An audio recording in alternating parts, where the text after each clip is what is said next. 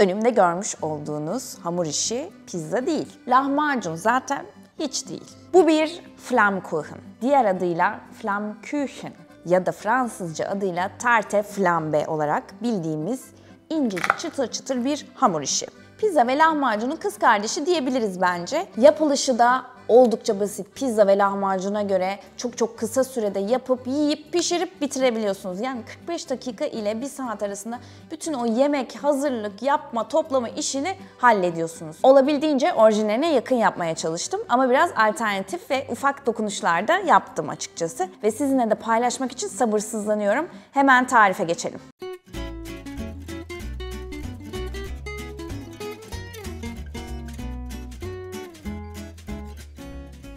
Başlamadan önce fırını en yüksek dereceye ayarlıyoruz.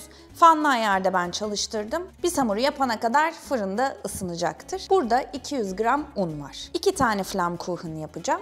O yüzden 200 gram un yeterli. Ortasını açıyorum ve 110 mililitre suyu döküyorum. Yani yarım su bardağından bir parmak fazla. Tuzunu koyuyorum. 1 yemek kaşığı kadar zeytinyağı. Yoğuruyoruz. Bir güzel şöyle. Flammkuchen, Fransa'nın Almanya'ya sınırı olan Alsas bölgesinde ortaya çıkmış bir ürün aslında. Fırıncılar zamanında taş fırının ısındığını anlayabilmek için yaptıkları ekmeklerden veya ürünlerden kalan hamurları incecik yapıp fırının içine koyuyorlarmış. 10 ila 15 dakika içerisinde o hamuru çıkardıklarında doğru gevrekliğe ulaşmışsa o fırın doğru ısınmış demekmiş. O yüzden oradan yola çıkarak yavaş yavaş yayılmış ve bu Flammkuchen ortaya çıkmış. Almanya'da da oldukça popüler. Ne zaman gitsem restoranlarda menülerinde muhakkak yer alıyor. Hem aperatif olarak yenebilir hem de ana yemek olarak da aslında hafif bir seçenek oluyor. Orijinalinde domuz pastırması kullanılıyor. Gravyer peyniri, keçi peyniri de konulabiliyor üzerine. Pizzadan farkı tabii ki domates sosunun olmaması tabanında. Domates sosu yerine krem peynirle yapılan bir sosu var ve onu koyuyorsunuz. Biz de bugün taze krem peynir ve labne kullanacağız. Ama hiç bunlar yoksa da taze krem peynirle birlikte süzme yoğurdu da karıştırarak çok güzel oluyor. Mantar ilavesi yapılabiliyor. Aslında pizza gibi üzerine ne koyarsanız çok yakışıyor. Ama pizza gibi üzerini doldurmamak da bu Flammkuchen'ın aslında yazılı olmayan kurallarından biri diyebilirim. Hamurumuz da ben konuşurken, size hikayeler anlatırken hazır oldu. Şimdi bunu şöyle toparlıyorum. Bunun üzerini kapatacağım. Yarım saat dinlensin. Biz de kremasını hazırlayalım.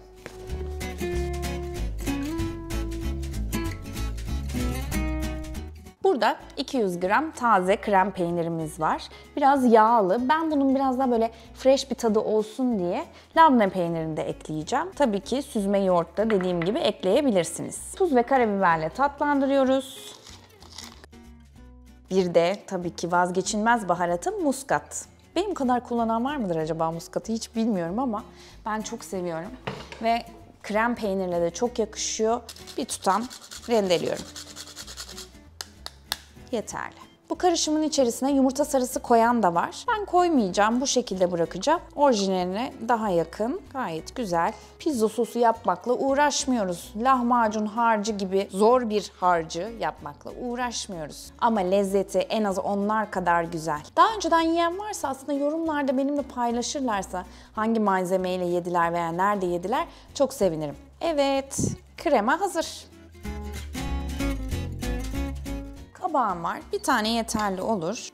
Şöyle ortadan ikiye böleceğim. İnce ince dilimler halinde yapabilirsiniz. Ben mandolin kullanacağım. Yan tutup şöyle dilimler çıkarıyorum. Bunları şimdi bir kaba alıyorum.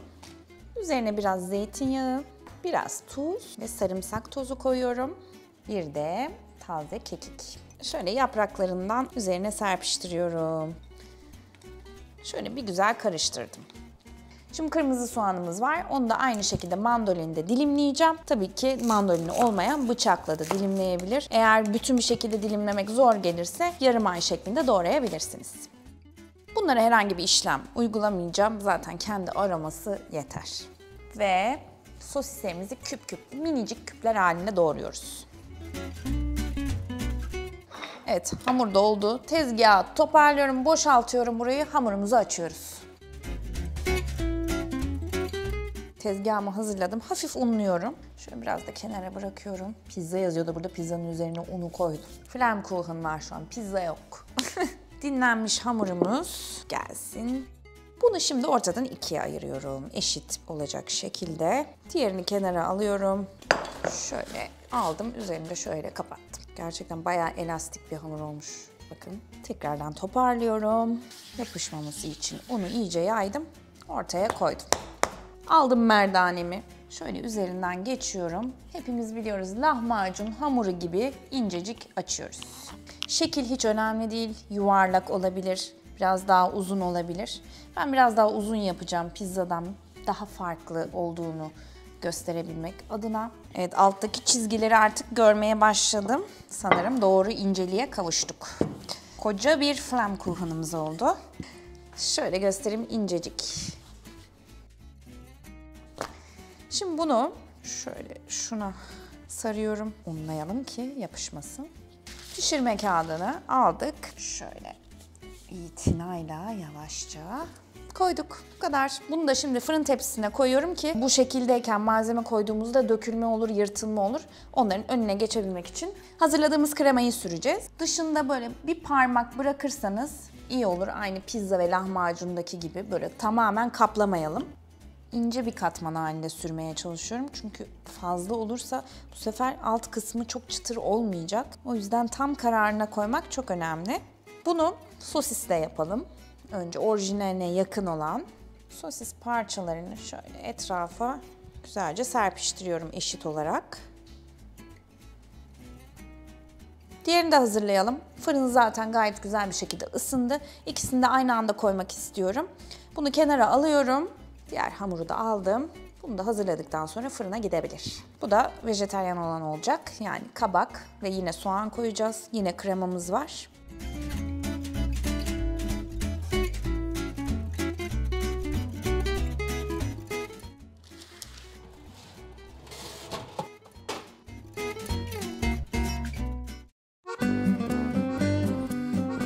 Çok güzel kokuyorlar. Efsane oldular. Fırından çıkardıktan sonra biz hemen sizlerle o güzel fotoğrafları paylaşmak için fotoğrafını çektik orada. O yüzden üzerine biraz zeytinyağı gezdirdim ikisinin de. Birine frank soğanı doğradım ve üzerine serpiştirdim. Diğerinde de taze kekik parçaları var. O yüzden hani farklı bir şey yaptım zannetmeyin. Sadece bu var çıktıktan sonra. Şimdi o çıtırtısını sizinle paylaşmak istiyorum. Hemen keseceğim. Çok güzel. Parça daha kesiyorum. Bir de tavsiyem var.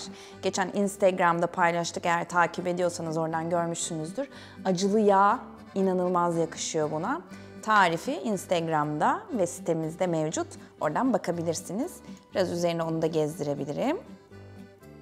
Şimdi tadına bakma zamanı. Şöyle altını da göstereyim size. Tam bir lahmacun gibi pişmiş. Güzel bir yanıklığı var. Taze krem peynir o kadar yakışıyor ki buna. Gerçekten tahmin edemeyeceğiniz kadar güzel bir aroma geliyor. İncecik bir ekmek. Kendinizi hiç böyle hamur işi yedim ben çok pişmanım gibi hissetmiyorsunuz. Çok çok güzel bir lezzet. Bayıldım. Bir de kabaklıyı deneyelim. Bu da vejetaryen alternatifi.